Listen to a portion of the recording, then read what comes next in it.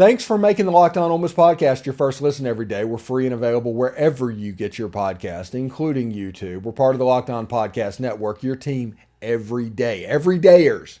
We're working on Charles Stackhouse and Jeffrey Rush's interviews for the channel in the future. We'll continue to work towards media days as we work towards fall camp. The next month should be interesting. We are, 7 days away from Lane Kiffin taking the stage in Nashville. So we'll have all kinds of coverage, and I don't know how we're going to do media days, but we're going to do something.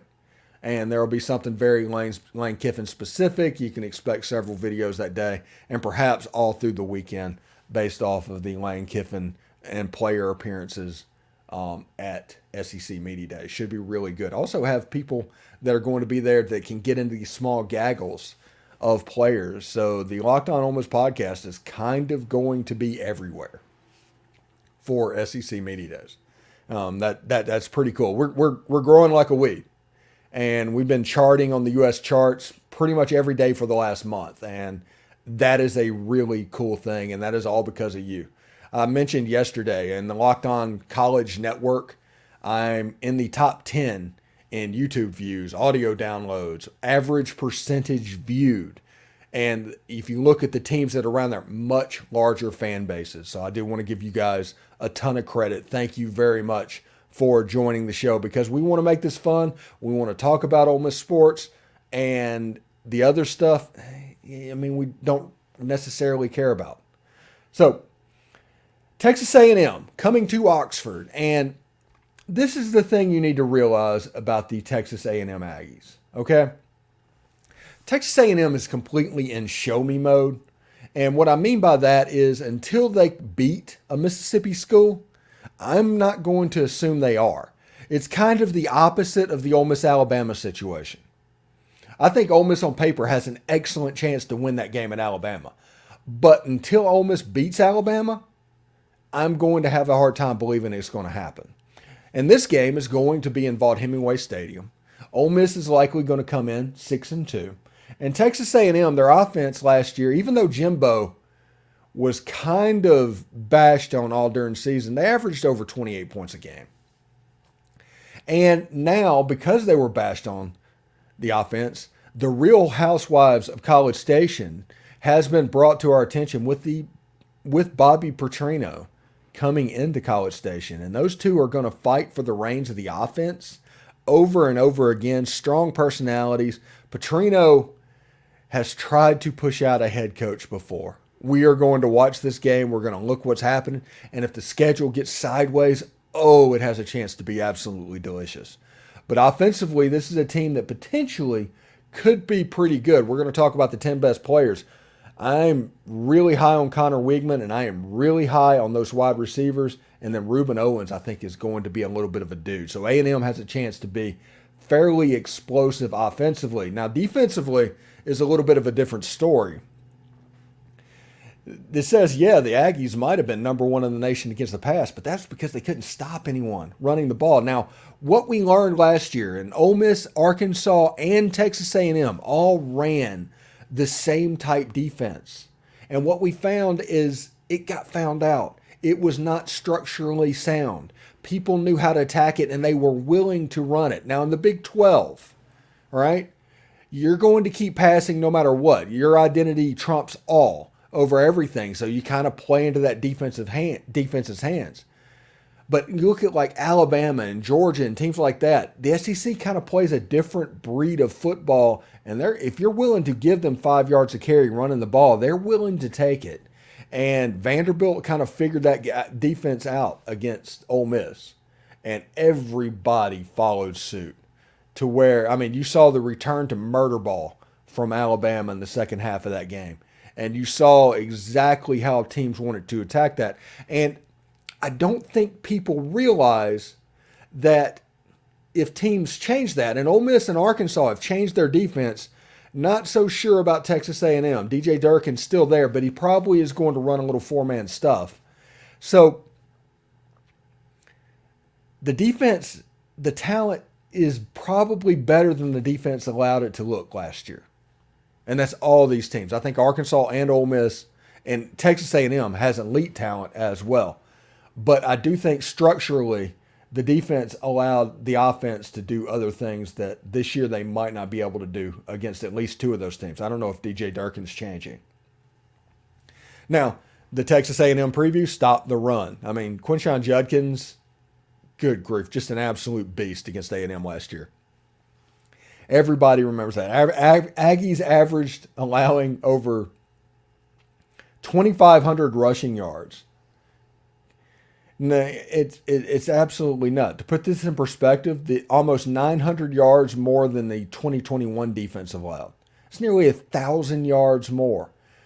They were 2-5 when allowing over 4.5 yards a carry, and 3-2 when they didn't. So whenever they stopped the run, they were a better team because they do have good talent on that team.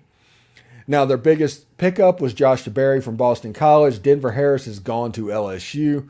Lots of players off of this generational class that A&M signed last year has transferred away. So it's no longer that class. It's just a good class and not an elite class at this point. Now, their key player is McKinley Jackson. That's a name you should probably remember. I think he's from Ocean Springs, Mississippi. Big guy. He's going to be playing a lot of zero. He's an extremely athletic guy, can move around. Had 64 tackles, 4.5 sacks, 10 for loss. The entire defense has to do more, but I think tempo can neutralize heavy defensive line dominant teams, honestly. And I think that's the reason A&M is having trouble with teams like Ole Miss. Now, their key game is probably going to be the Arkansas Razorbacks in Arlington. By the way, I hate that this game is in Arlington. This game should be in College Station and Fayetteville every year. But I understand that Jerry wants to put another game in his stadium in Arlington. Texas A&M has owned this rivalry in the SEC. It lost to the Hogs in 2011 when it was still in the Big Ten, and then went on a run winning 9 in a row before losing in 2021. Got it back with a win in another wild game in 2022. Last year, the Aggies lost 6 straight after the date in Arlington, and this time around they have to deal with Alabama and a trip to Tennessee in the following 2 weeks. We're gonna dig where the Ole Miss game fits on A&M's schedule and why by that time it could completely have fallen apart for Texas A&M. That chance absolutely exists as well.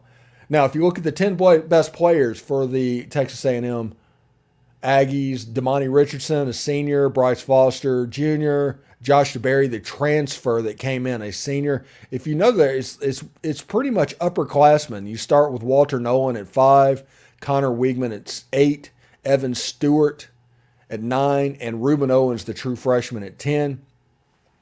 The fact that underclassmen are higher on this list gives me a little bit of pause, but we'll see. A&M's a talented team, and there's no way you can get around that. If you look at the schedule, you see from the Arkansas game, the next week they have Alabama, the next week they have Tennessee. They get an off week, then they get South Carolina, then the next week Ole Miss, and then Mississippi State. By the time the Mississippi schools hit, A&M could be a complete dumpster fire. The Real Housewives of College Station could be in full effect. Arkansas is going to be a tough game for them. If they drop that game with Alabama waiting on their schedule, this thing has a chance to spiral out of control to the point where losing 3 out of 4 before Ole Miss is an absolute possibility. Now, South Carolina is not going to be a gimme either. You can't overlook that game.